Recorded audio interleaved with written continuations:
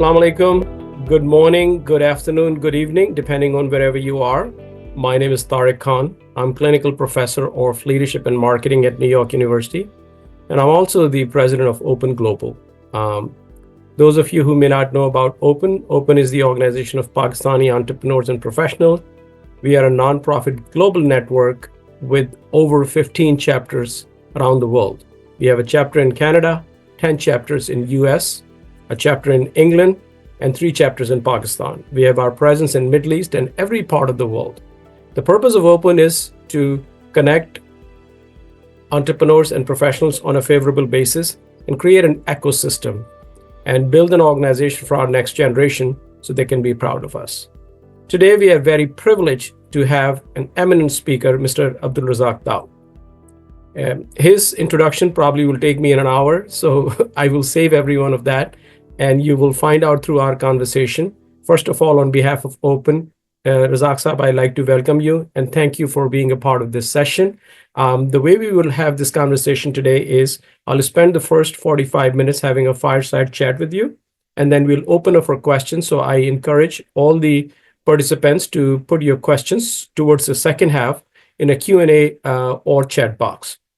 So Razak Saab, thank you so much for being a part of this. You have an amazing career starting from starting the organization, your studies and education. What I want to do is I want to focus the first part about the leadership journey of yours. So please share with us once you graduated from Columbia and decided to come back to Pakistan, all the challenges and opportunities that you have seen and a learning curve in your leadership journey. Thank you very much, Tariq. It's certainly a pleasure to be here and to be able to have this fireside chat and having all the various members of Open to listen in. It certainly is an honor for me. You asked about my own personal journey. As soon as I got my degree, the family didn't want to waste time, get back to Pakistan and get ready to join the business. So I came back, and the funny thing is that as I got back, it was practically from day one, you're on a roller coaster. The very first problem I faced was that my father said to me that I want you to work under me in the head office. And I thought, my God, that's the last thing I want to do is to work under you. Please send me, and I don't even want to work in Karachi. I don't want to work in the head office. I want to be out in the field, out in the trenches, where I can really learn business. So after a lot of ups and downs, finally, all the senior directors in the family, they agreed. And the big supporter I had in moving me into where I went, I'll just talk about it, was none other than Farida's father, who supported me. He said, here is a family member who doesn't want to be in Karachi, who doesn't want to be in head office, and why we are resisting him. So anyway, I was assigned to our woolen mill in the district Attock, miles away from Karachi. And it's interesting that here I am, 25 years old, go to a textile mill on day one, become the managing director. Now, in today's world, in America at that time, members of the family always had this concept that you start in America in the mailroom and you work your way up. Here I am, on day one, the CEO. which that was the culture in those days. So here I am, meeting with people, all the senior people, old enough to be my father. And so when I asked the general manager, I said, please call everybody in, and I would like to meet them. And in that first meeting, all these old people came, and here I was, 25-year-old, sitting there, and they're all looking at me and asking to give my views.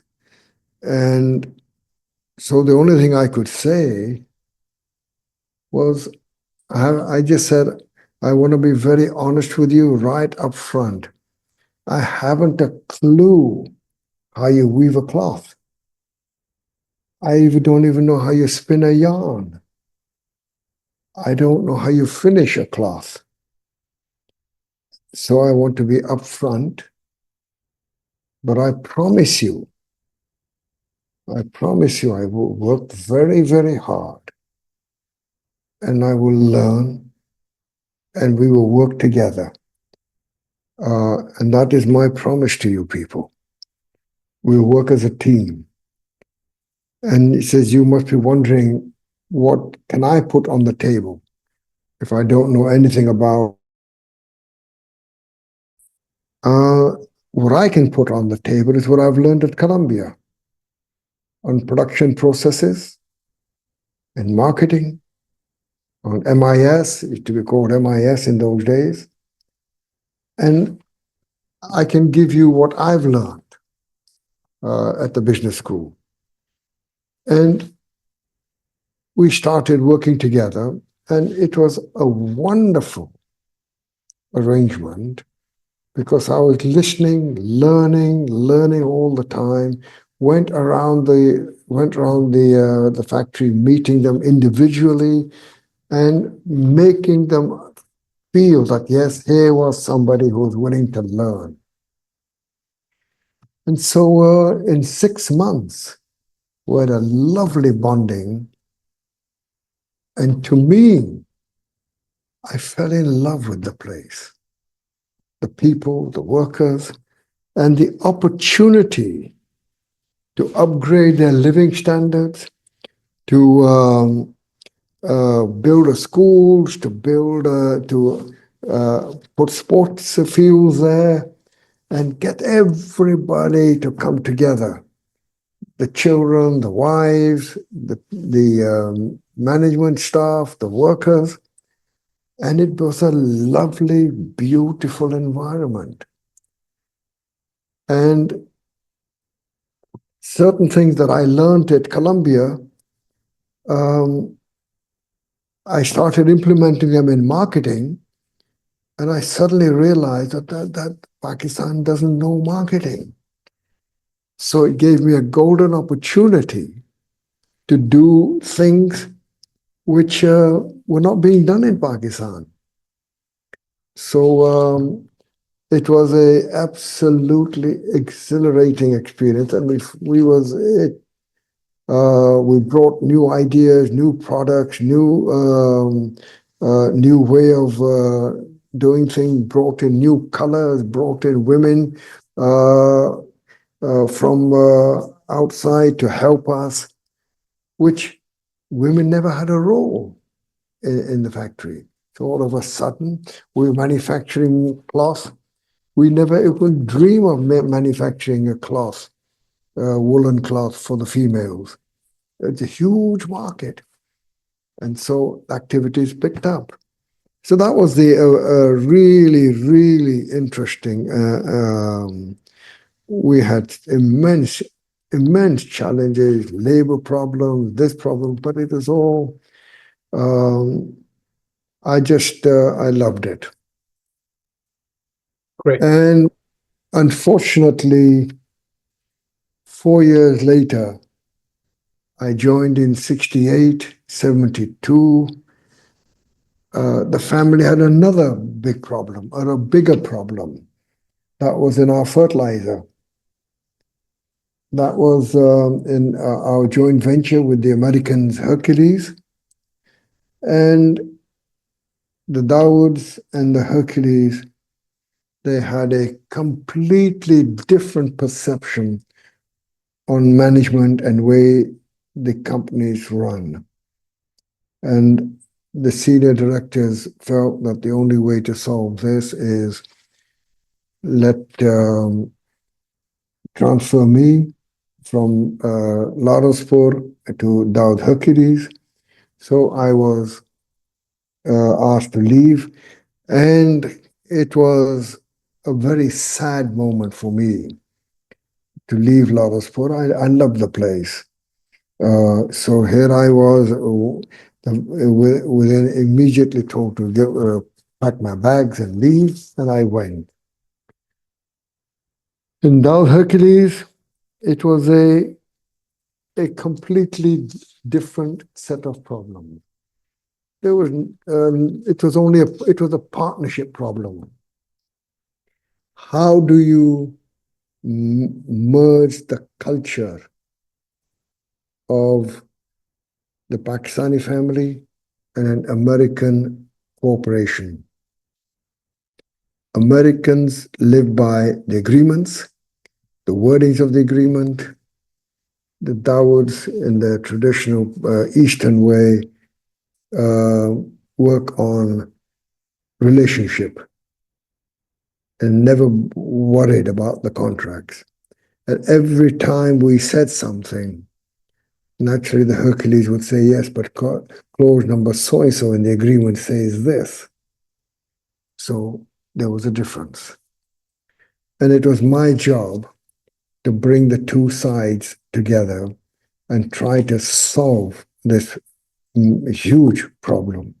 It was basically a corporate problem. It was a problem of structuring of the company, problem of board issues. And here again, it took about 1.5 years to solve it, but the problem was solved. The Americans and the Dawds learned to live with each other. And I know the role that I had to play. Dawoods would be in one room, the Hercules people would be in the other room, and I would shuttle between the two to try to sort out the problems. How to placate the Americans and how to placate the family.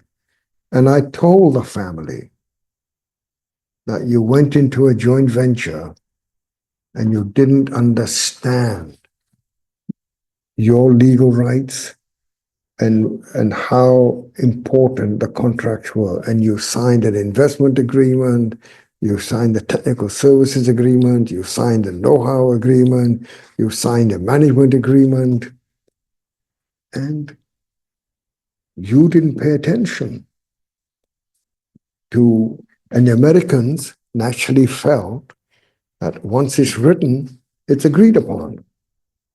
Right. And it wasn't agreed upon. Interesting. By the way, this is amazing to hear your journey, and I appreciate that you acknowledged your privilege, which is sometimes an unearned advantage. Just being in that family that 25 years old, you find to be as at the helm of the organization, and you were transparent enough to admit that I don't know about this, but you learned. Now, one very important thing that in any economy, the industries play a very critical role in building the infrastructure of the economy. And I think Pakistan in that time, the family, your family, and many other families did very well to build the infrastructure, created jobs. Now we are seeing that most of the MNCs, the multinational companies, at one time, every airline was coming to Pakistan. Now we see very few large global organization in Pakistan. Why do you think that it is, and how much blame the large industries can we give that to? Or in your opinion, from the vision that you had to build an organization, every leader wants to build a bigger organization. What do you think the challenges are as we shift towards, how do we get to this place where most of the global companies are leaving Pakistan? Yes, well, I'll put this in two boxes. One box is why are the multinationals leaving? And they are leaving. Let's be very honest with ourselves. Uh, and the other one is what is there in the Pakistani business family? Have we learned our lessons of how to manage large corporations and have joint ventures with larger companies from the West or the East? Both these things have immense challenges. As far as the multinationals are concerned, um, what was it? Many have left because the structure over the last 35 years or so has developed where the informal economy has grown, and multinationals will only grow if the formal structure grows. So we're seeing that with the informal sector getting larger, um, the role of the multinationals uh, playing their rightful role has diminished. So they're not comfortable and they leave. Is there a level playing field for the locals and the multinationals? To some extent, no. Uh, I see it with companies like Coca-Cola, and you see it with companies like Philip Morris, and now um, Unilever leaving, going out to the tea business. These are all because the informal sector in these respective areas are growing, and they're growing simply because they are avoiding taxes. Multinational don't do that.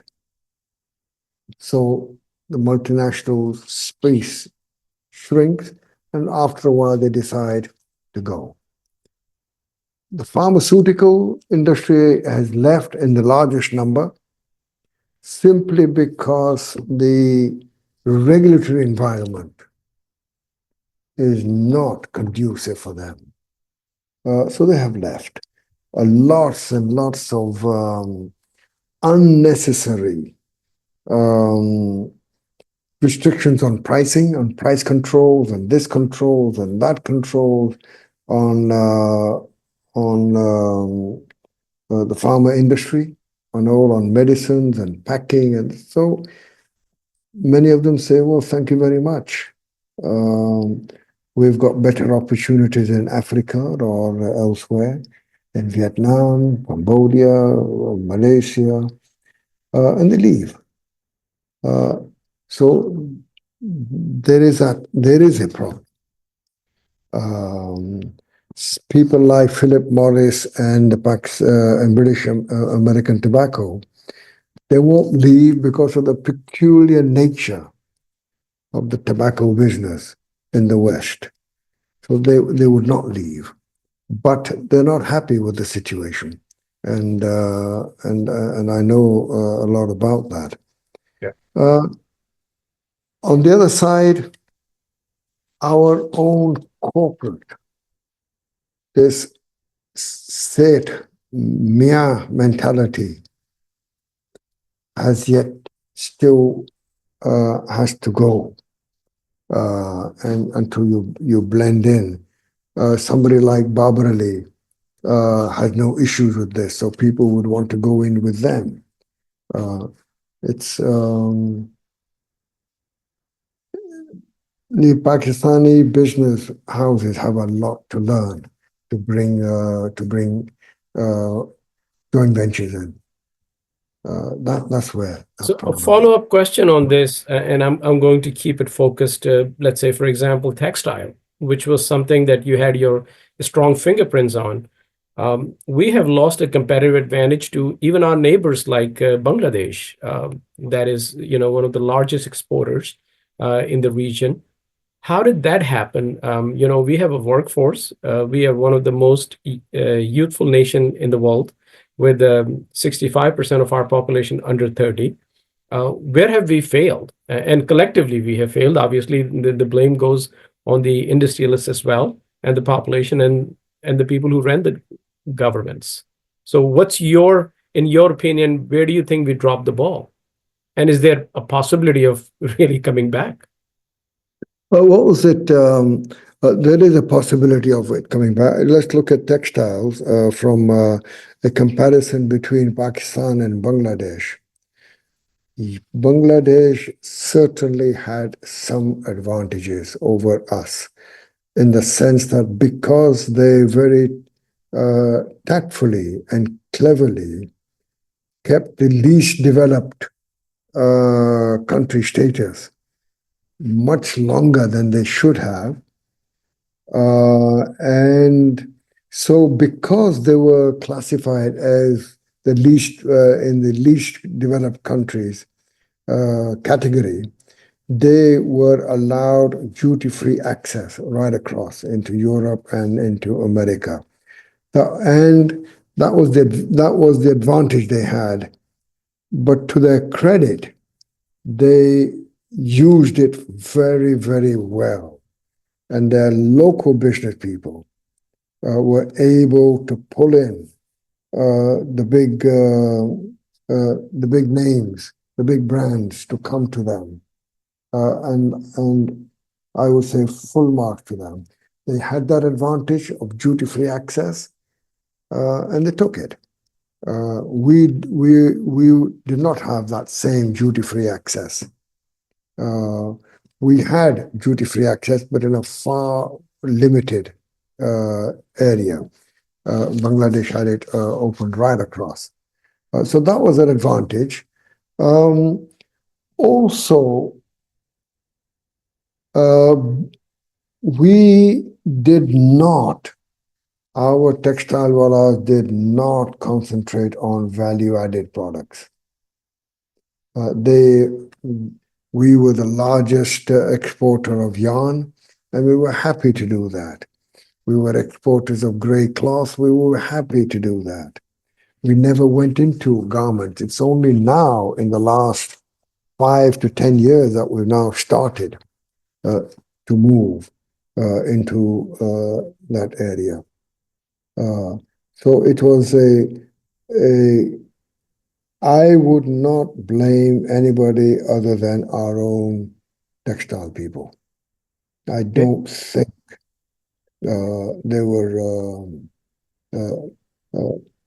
up to the mark in capturing. We can definitely see some governance issues as well, and you have few stints in the political, and we want to carry the conversation to be non-political, but from the administration side. You being a successful business person, what attracted you to go into the government? And do you think you felt helpless at point, being at important position? Because you could have contributed a great deal and they could have learned a lot from you. So what are some of the challenges that you faced there? What was it? First of all, many people ask me this question as to why did I join the government? First of all, I have been involved in social activities right from my very early years. As soon as I was transferred to Lahore, and the Dawud Hercules issue was settled, I immediately went and started teaching as a full-time faculty member, as an adjunct faculty, at the newly established business school. Those very courses that I had learned just a few years earlier at Columbia, I was doing that. And then in the 80s, joined Barbara Lee with LUMS. In the 80s, when the Shaukat Khanum Hospital came up, I was fully involved in that. So I've always felt an urge that I want, to me, just being in business was not enough. Uh, so when an opportunity came and I was asked that, would you please join? I thought and thought and thought and spoke to the family. The family said, okay, you can go ahead. So I joined the government. And here again, many good things were done. But the problem in Pakistan is that of every time the government changes, somehow they always feel that the previous government was always doing wrong things and it needs to be corrected. And whatever, and there were many certain principles, guidelines, principles that were set that this industry must operate like this.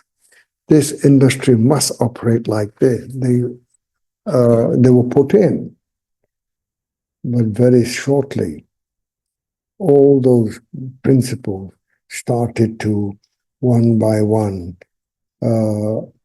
erode. And so, if that's the case, for example,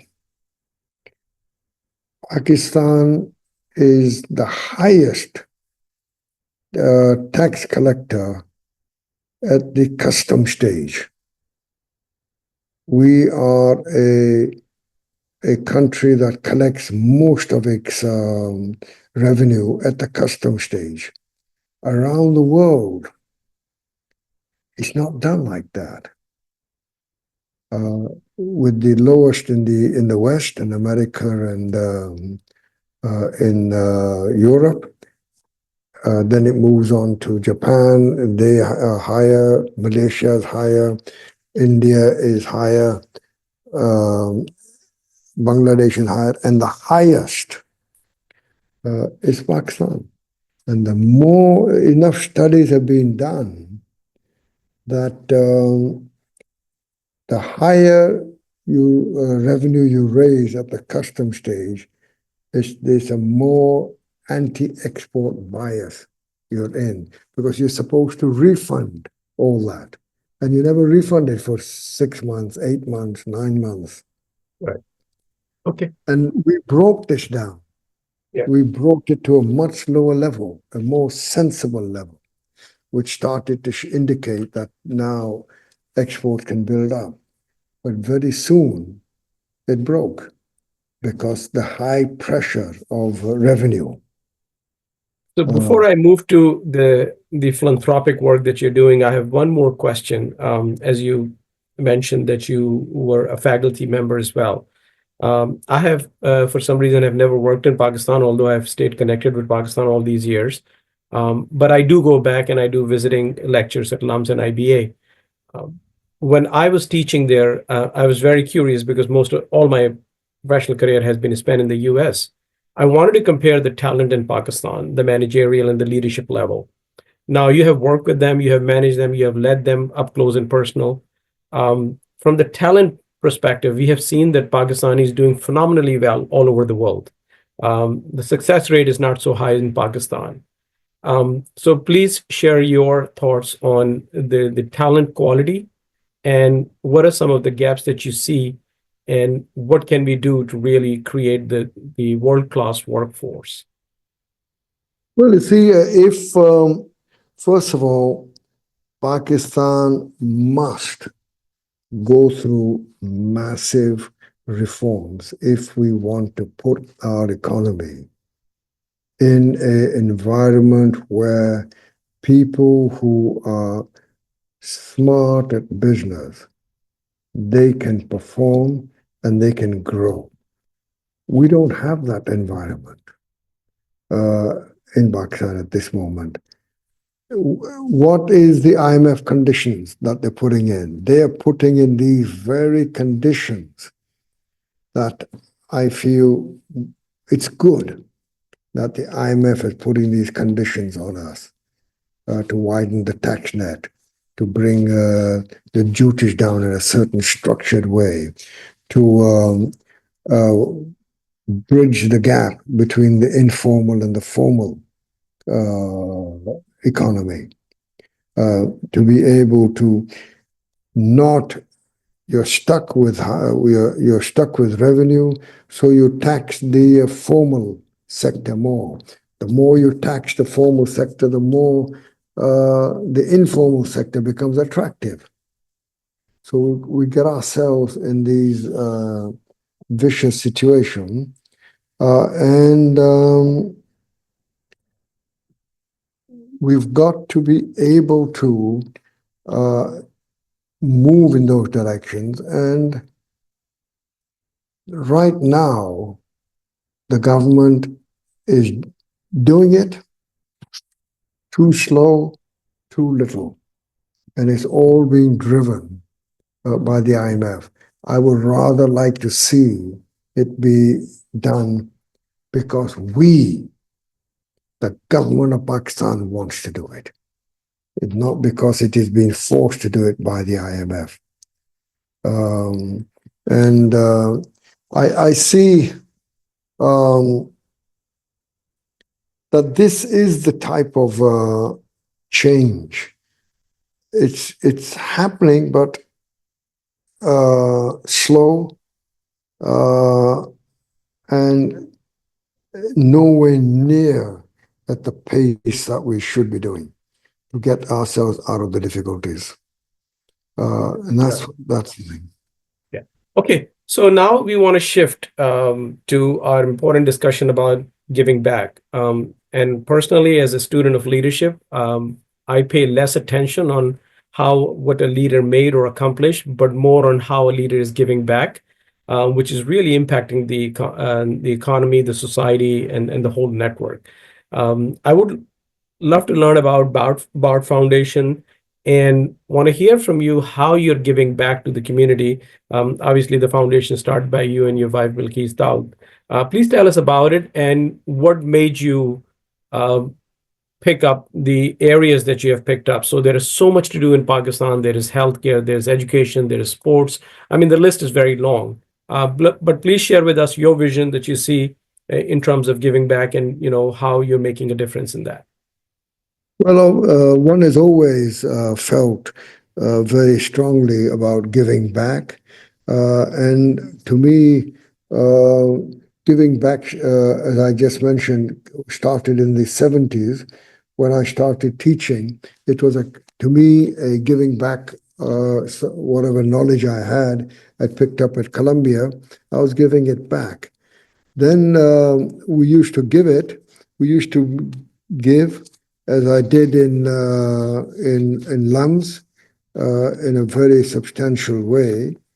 And then we decided that no, it's far better that we form our own foundation. So we formed the foundation under my wife's and my name, and the acronym was BARD. So it's becoming known as the BARD Foundation. And we said what areas to look at. Education was certainly, education is the big equalizer, so there was no dispute on that. And we said, yes, we will go into education. And in education, we actually started a vocational training institute. And in that, it's called the Descon Technical Institute. We have, since date, for the last 20 years, we've had about 35,000 graduates go out, welders, fitters, millwrights, women electricians, women welders, women forklift operators, a whole area of work that has been done. So, and that was a separate NGO. In BARD, I picked up, you could have picked up health,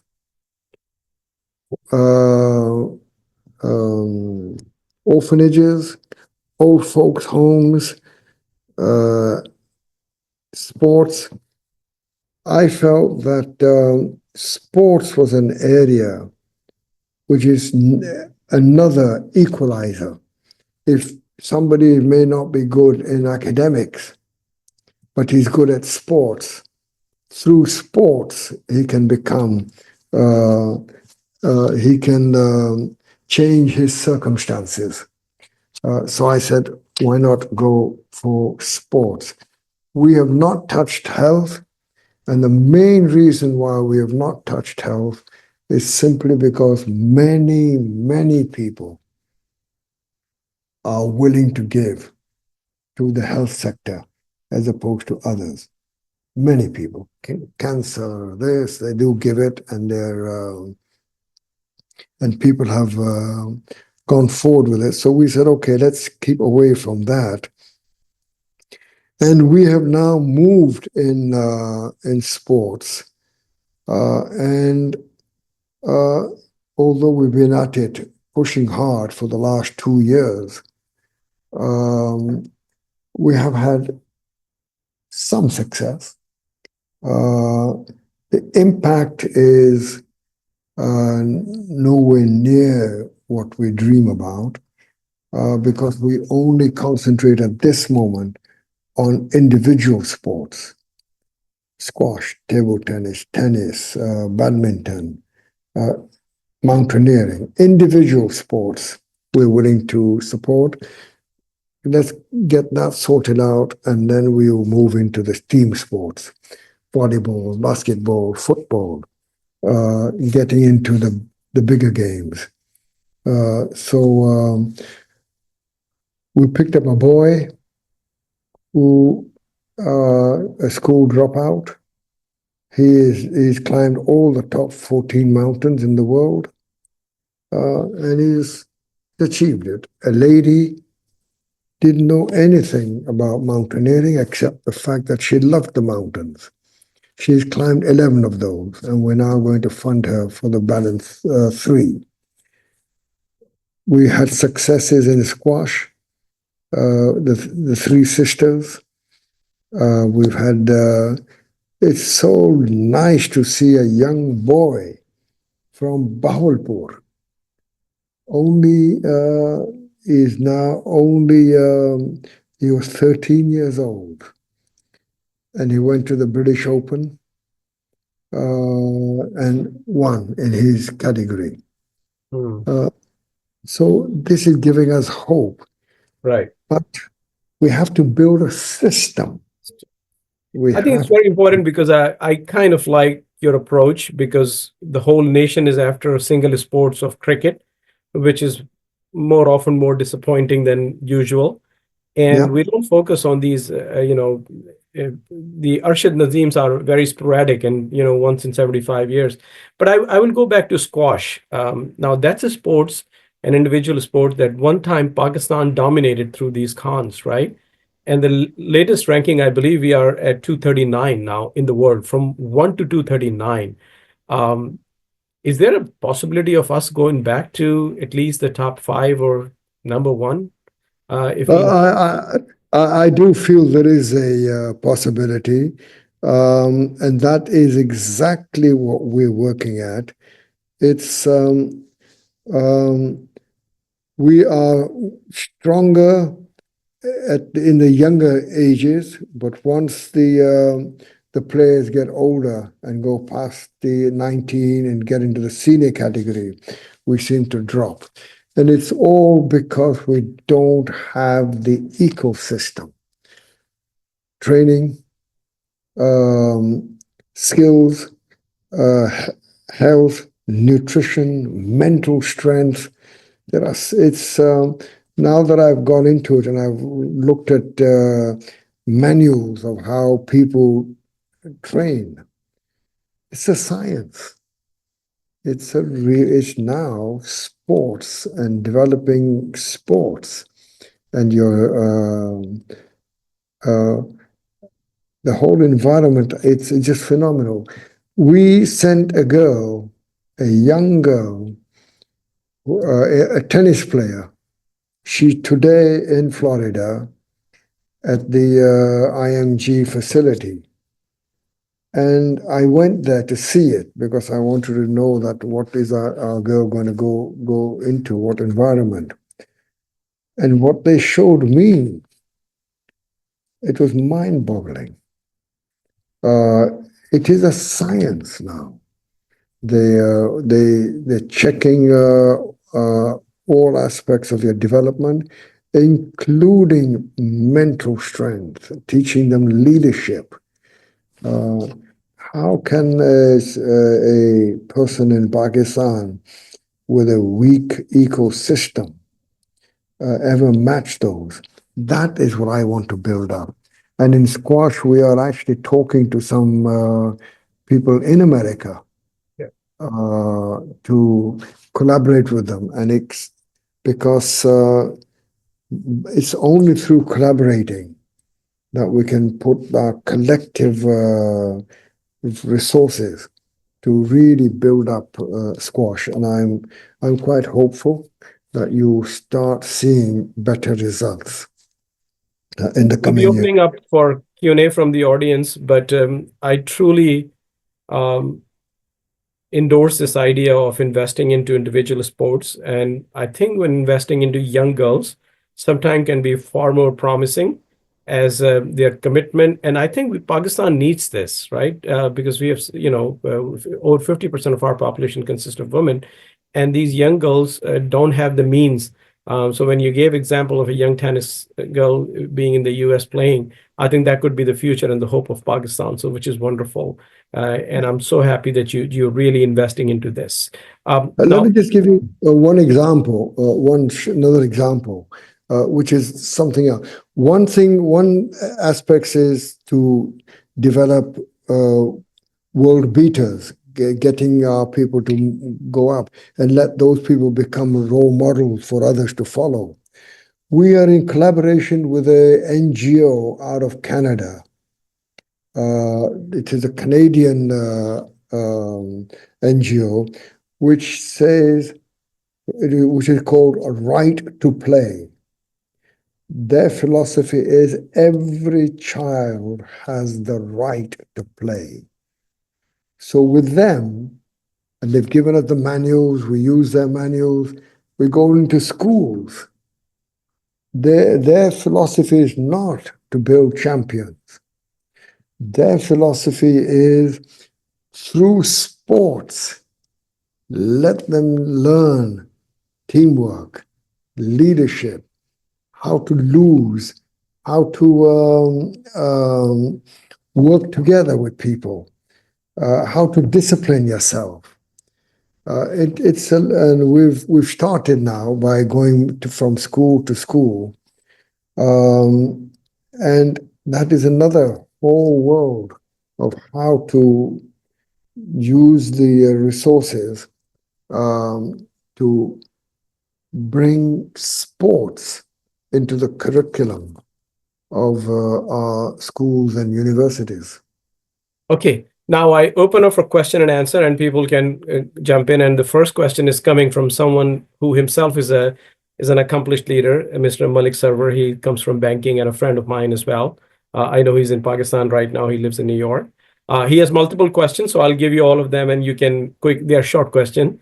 He's asking you who's your favorite leader, not religious.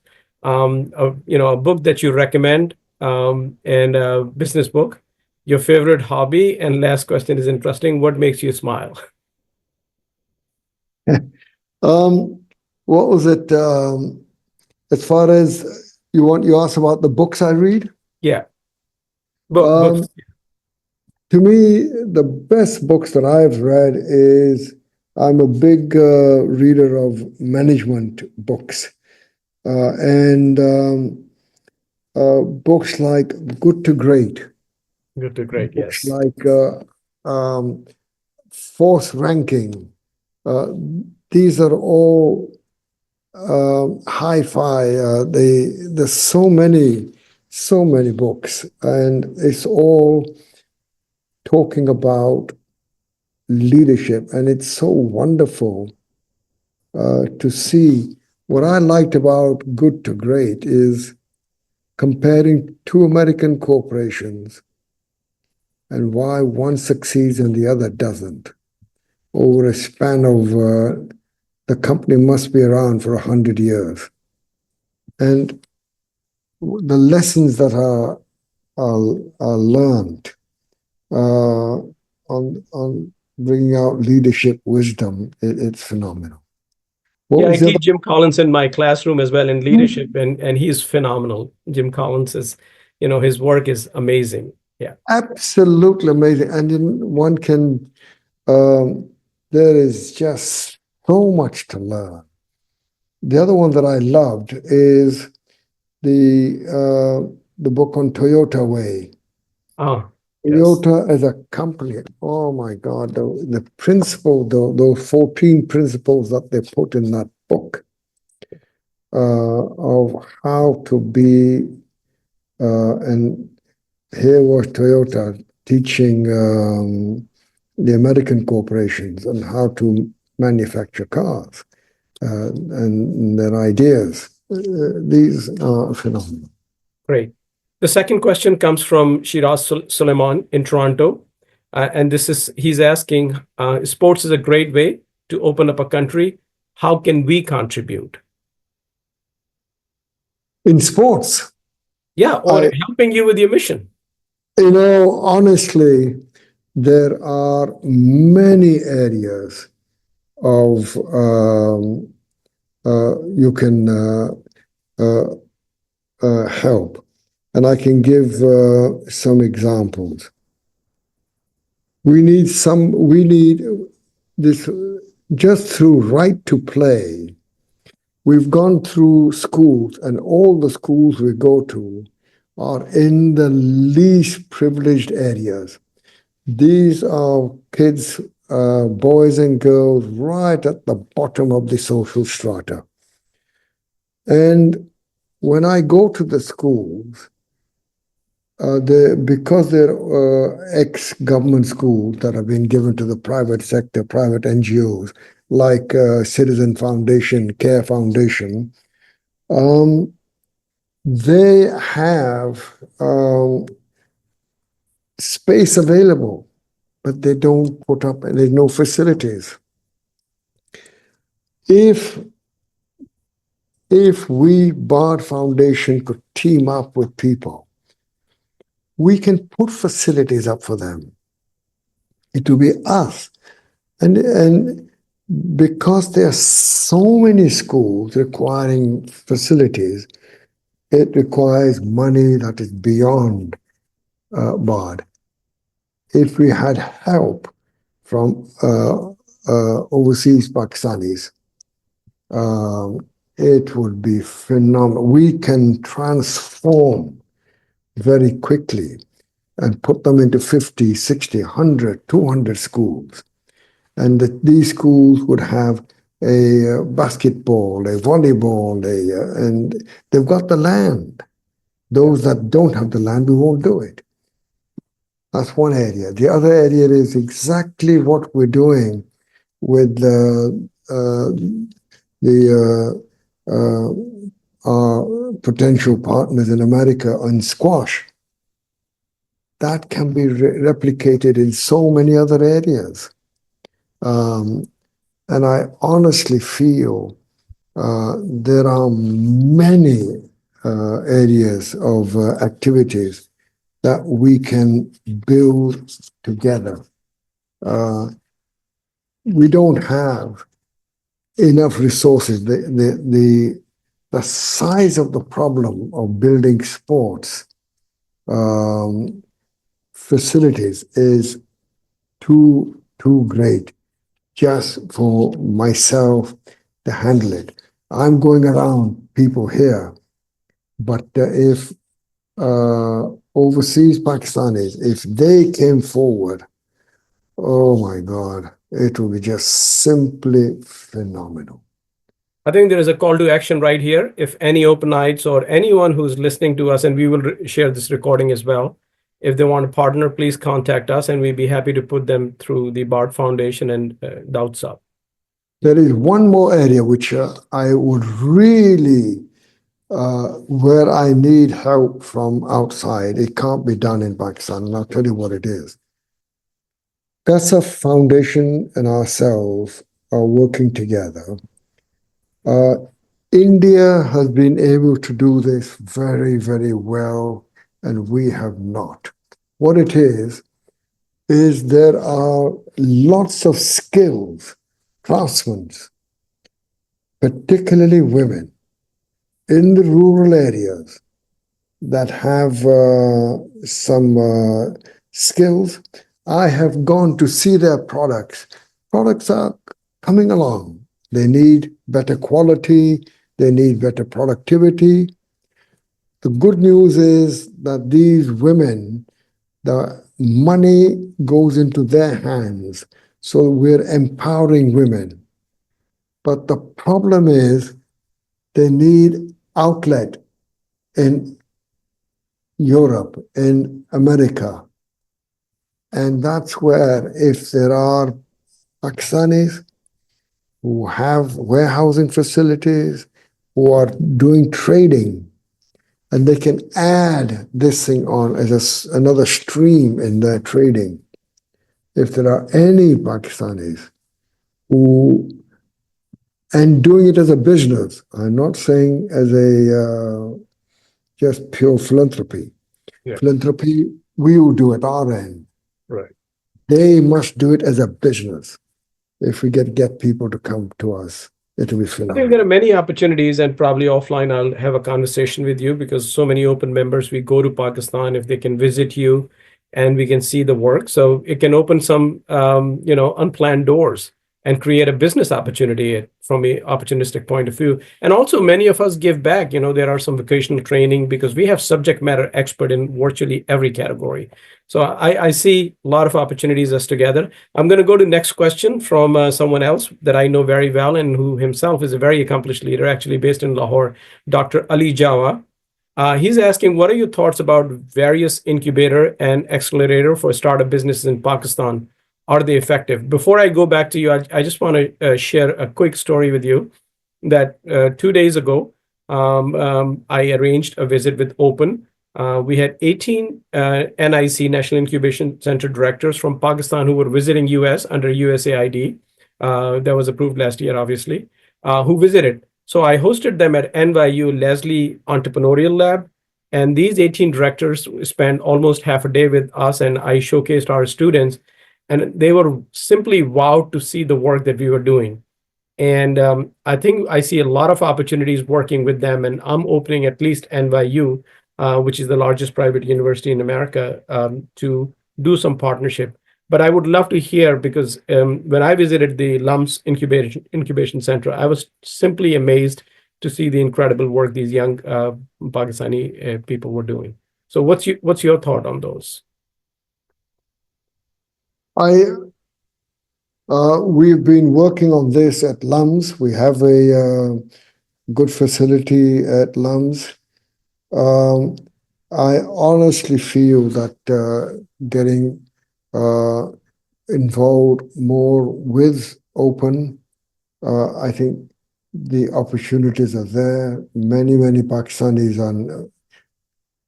It is amazing. I'll give you a simple example. Is every time a new class of MBAs comes in at LUMS, and I've been doing this for the last 25 years, I would always ask them a question on their first day during the orientation. How many of you would like to be an entrepreneur? 25 years ago, 1, 2 hands would come up. At the last batch in September 2024, when I asked that question, how many of you would like to be entrepreneurs? One, up came many, many hands. We want to do it. There is a sea change in their perception. It's all IT, and they are coming up with ideas, which is phenomenal. And we're now talking at LUMS how we can marshal this. Um, so I think it's phenomenal if we can get more and more people um, from our universities, students coming up, and they we've seen enough success stories to get Well, encouraged by it. our next question is just a good segue for that. Tala Fayaz asks, if you were an MBA student today, how would you prepare your current global business landscape? So, what would be your view if you were a new MBA student today? In your If I was vision, what are some of the changes that you would want to see? Well, if I was a an MBA student today, first and foremost, uh, I would look at the opportunities that are there relating to agriculture, entrepreneurship with and getting into agriculture. Uh, the opportunities are tremendous.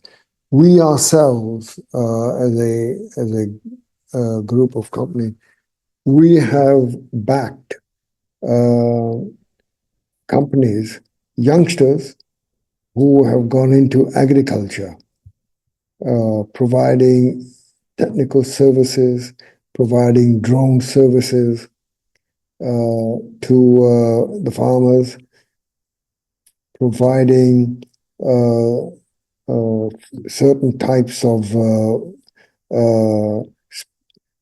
of fertilizers, and it is a phenomenal experience. We don't manage it.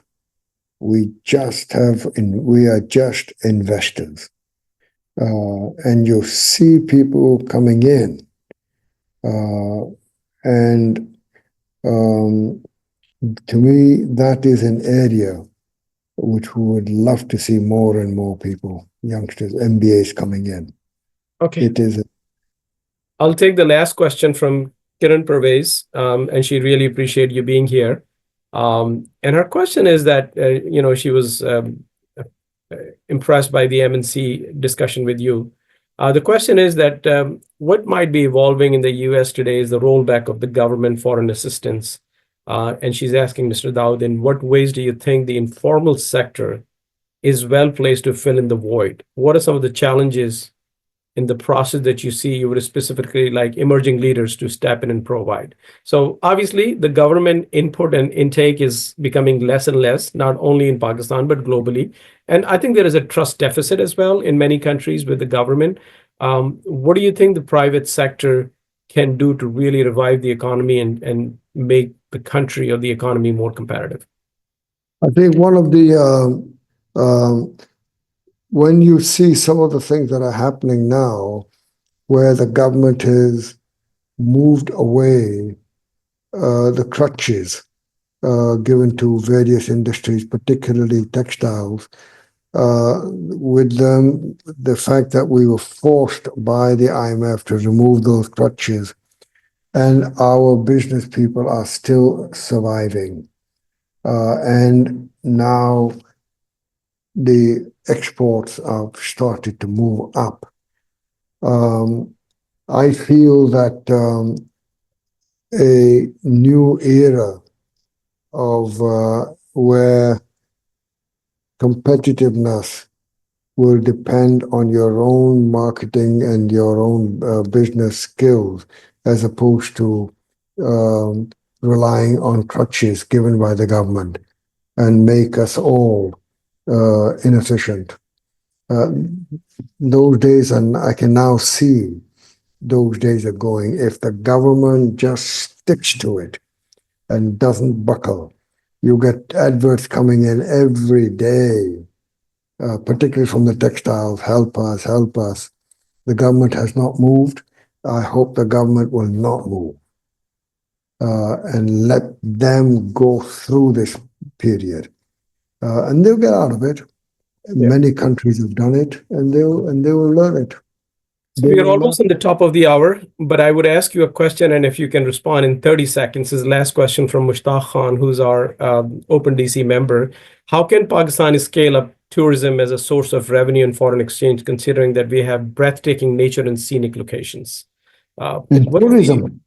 Tourism. Yeah. What is the opportunity in tourism for Pakistan? Well, let me tell you, phenomenal in one word.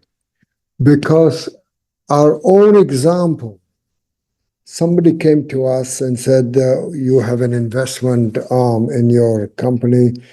Would you invest in putting up a hotel in Skardu? And we did. And we put up I would say it's a 4-star hotel in Skardu. And when I look at the financial figures, the results of that hotel, it's phenomenal. I've never expected that in your first year of your operations, you can make money. I've always done business where you start making money in your third year, not your first year. And it's packed, and there are many others coming in. Tourism is coming in. We're now BNU as a university is now coming out with a course for managers. We are thinking of building courses for the lower staff, teaching them hospitality business. And the only limiting factor today is the number of flights up in to the northern areas. The demand is so great locally. Foreigners will come later. Yeah. It's just local business. And I've always felt that once the local people start moving and the hotels learn their systems, improve their systems on the local people, then the foreigners will come. Great. Well, this is the end of our webinar. Mr. Razak Dawood, we are truly honored to have you, and thank you so much for such a thoughtful discussion. I'd like to thank my team, Mavish, Ehsan, and also Farida, who was a critical connector in this as well. Mr. Dawood, thank you so much. It was a privilege having you, and I'm sure that this is one of many interactions that we will have. And inshallah, when I'm in Pakistan, I'll visit you as well. But I open to all open members to visit you in Pakistan and see how we can really leverage the opportunity. Thank you again. Thank you very much. I'm humbled by you asking me. I'm always open. Anybody who come. There are many areas on the social side through our foundation. We would love to interact with any of you. Thank you very so much for your time. Thank you. Thank you. Thank you. Bye-bye. Thank you, Razak. Thank you, Tariq. Thank you, Farida. Thank you. Okay, Farida, thank you very much. Thank you.